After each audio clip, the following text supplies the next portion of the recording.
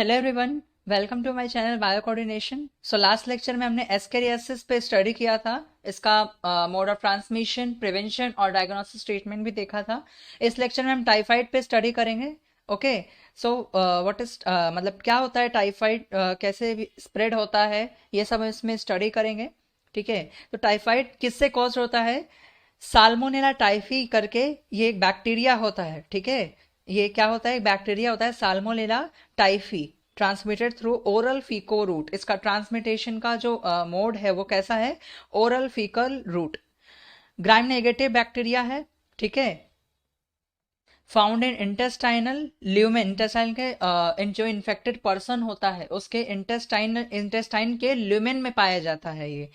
Pathogenicity is due to O antigen. इसके वजह O antigen की वजह से होता है, जिसको सोमेटिक एंटीजन भी बोलते हैं। लिपोपॉलीसैकेराइड का लेयर प्रेजेंट होता है। इस ये जो बैक्टीरिया रहता है ना, इसके ऊपर एक प्रोटेक्टिव लिपोपॉलीसैकेराइड का लेयर प्रेजेंट होता है। ठीक है, फ्लैजेला, इसमें जो फ्लैजेला है ये एच एंटीजन कंटेन करता है। नेक्स्ट इज इसके सिम्टम्स क्या क्या हो सकते हैं? Prolong fever as high as 104, मतलब क्या होगा ना, सस्टेन फीवर रहेगा आपको एटलीस्ट 3 वीक्स के लिए। फिर कॉन्स्टिपेशन हो सकता है, headache and loss of appetite. Loss of appetite मैंने बताया था कि भूख नहीं लगती है।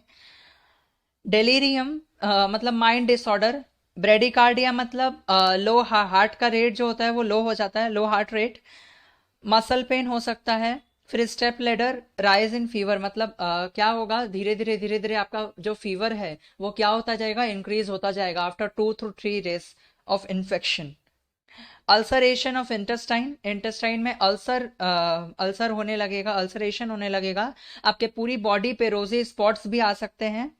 स्टमक पेन हो सकता है। वीकनेस तो आएगा ही, क्योंकि क्या बोलते हैं, इतने सारे सिम्टम्स है, लॉस ऑफ एपेटाइट है, खाना नहीं खाओगे आप तो वीकनेस तो ऑटोमेटिकली आ जाएगा। ब्रोंकाइटिस, ये भी एक डिजीज है जो ब्रोंक्यूल्स में होता है। इंटरनल ब्लीडिंग भी हो सकता है। निमोनिया हो सकता है। निमोनिया क्या होता है ये हम आगे डिटेल में पढ़ेंगे, अभी के लिए मैं इतना बताता हूँ कि लंग्स में इन्फेक्शन होता है, उसी को निमोनिया बोलते हैं। मेनिंजाइटिस हो सकता है। मेनिंजाइटिस मतलब स्वेलिंग हो जाता है मेनिंजीज में, जैसे स्पाइनल कॉर्ड और ब्रेन में क्या हो जाता है? स्वेलिंग हो जाता है।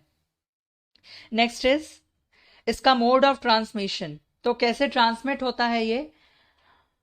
If a food and water, it is ये कौन सा food and water borne disease है। ठीक है, इंसेक्ट्स लाइक हाउस लाइक, ये किससे मतलब कैसे ट्रांसफर होता है? बहुत सारे इंसेक्ट हैं जो गंदगी में क्या रहते हैं, सरवाइव करते हैं, और फिर वो ही आके हमारे सराउंडिंग में क्या करते हैं? बैक्टीरिया वायरस फैला देते हैं। ठीक है, इंसेक्ट्स लाइक हाउस फ्लाई, उसमें से एक हाउस फ्लाई है और कॉकरोच है। ठीक है, जो नॉर्मली पाया जाता है। ठीक है, ऑन फीकल मैटर में transfer the bacteria to food material. Typhoid bacteria को वो ट्रांसफर आसानी से कर सकते हैं फूड में, हमारे फूड मटेरियल तक। पुअर हाइजीनिक हैबिट्स, ठीक है, अगर हम हाइजीन का ध्यान नहीं रखते हैं, ठीक है, या पुअर सैनिटेशन रहता है, पूरे सैनिटेशन कंडीशंस रहता है, तो ये क्या हो सकता है? स्प्रेड हो सकता है, ये एक कारण बन सकता है हमको टाइफाइड होने का। Next is diagnosis and treatment. इसमें क्या होता है ना, लेबोरेटरी टेस्ट होता है जिसमें स्टूल और यूरिन सैंपल लिया जाता है। सबसे पहला एंटीजन टेस्ट होता है।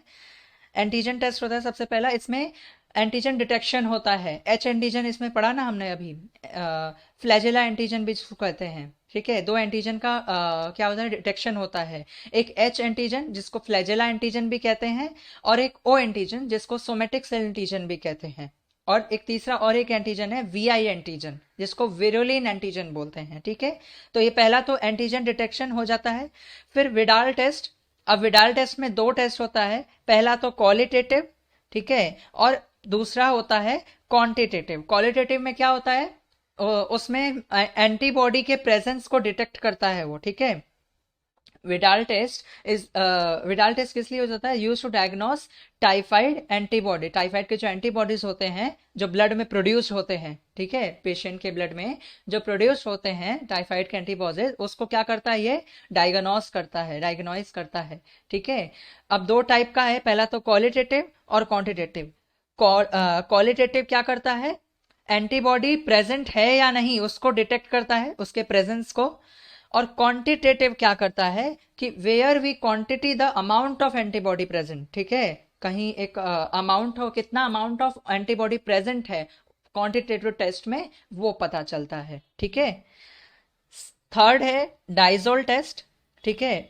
डाइजोल टेस्ट में क्या होता है ना, देखो मैंने बताया स्टूल और यूरिन सैंपल लेते हैं, तो इसमें क्या होता है, पेशेंट का यूरिन जो होता है, यूरिन सैंपल ले जाता है और उसको डायाजोल रिएजेंट के साथ रिएक्ट किया जाता है 30% NaOH के साथ भी। 30% NaOH और डाइजोल रिएजेंट के साथ उसको रिएक्ट किया जाता है टेस्ट ट्यूब में, और फिर टेस्ट ट्यूब को क्या किया जाता है, शेक किया जाता है। ये सब माइक्रोबायोलॉजी में पढ़ोगे आप आगे। शेक किया जाता है उसका, फिर mixed well if the froth, उसमें जो सो फ्रोथ आता है, ठीक है, फ्रोथ जो उसमें आता है, अगर वो पिंक कलर का हो गया, ठीक है, अगर वो पिंक कलर का हो गया तो क्या होगा, test is positive and the patient is suffering from typhoid. ठीक है, पेशेंट क्या हो जाएगा, टाइफाइड डिक्लेयर हो जाएगा कि इसको टाइफाइड हुआ है। नेक्स्ट इज इसका ट्रीटमेंट क्या है, involve surgical removal of gall bladder in severe cases, किसी किसी केसेस सीवियर केसेस में गॉल ब्लैडर रिमूव करना पड़ता है। Antibiotics like chloromycetin is helpful treatment. ठीक है, क्लोरोमाइसिटीन या ट्राइमेथ्रोप्रिन, ऐसा ये है, ड्रग्स है, ये भी इसमें क्या होता है, ट्रीटमेंट में हेल्पफुल होता है। नेक्स्ट इज वैक्सीन है, तो हाँ है वैक्सीन। इसके लिए टाइफेम वैक्सीन है। देखो दो तरह का है इसमें, एक इंजेक्टेबल है और एक तो आप इंजेक्ट कर सकते हो, और एक आपको through as a drug mouth के थ्रू दिया जा सकता है। उसमें से टाइफेम जो है वो आप इनटेक कर सकते हो, और जो टाइफेरिक्स है वो उसको क्या होता है, वो इंजेक्ट किया जाता है। ठीक है, ये जो यहाँ मैंने नेम दिया है ना इन दोनों का, ये इसी नाम से सोल्ड आउट होते हैं मार्केट में। ठीक है, ऐसे फर्स्ट वाले का नाम है TY21 और सेकंड वाले का नाम है 541-TY। ठीक है। प्रिवेंशन अगर बोले तो प्रिवेंशन का इसका इतना ही है कि आप अपना सैनिटेशन जो है, मतलब जो हाइजीन है उसको बराबर रखिए। ठीक है, गुड हाइजीनिक हैबिट्स रखिए, providing good quality of water supply, water जो सप्लाई आ रहा है हमारे यहाँ, ठीक है, वो क्या होना चाहिए, अच्छी क्वालिटी का होना चाहिए, नहीं तो टाइफाइड होने का चांसेस हमको बना रहता है। ठीक है। ओके, सो यहाँ पे हमारा टाइफाइड ओवर हुआ। नेक्स्ट लेक्चर में हम नेक्स्ट डिजीज के बारे में बात करेंगे। तब तक के लिए थैंक यू सो मच।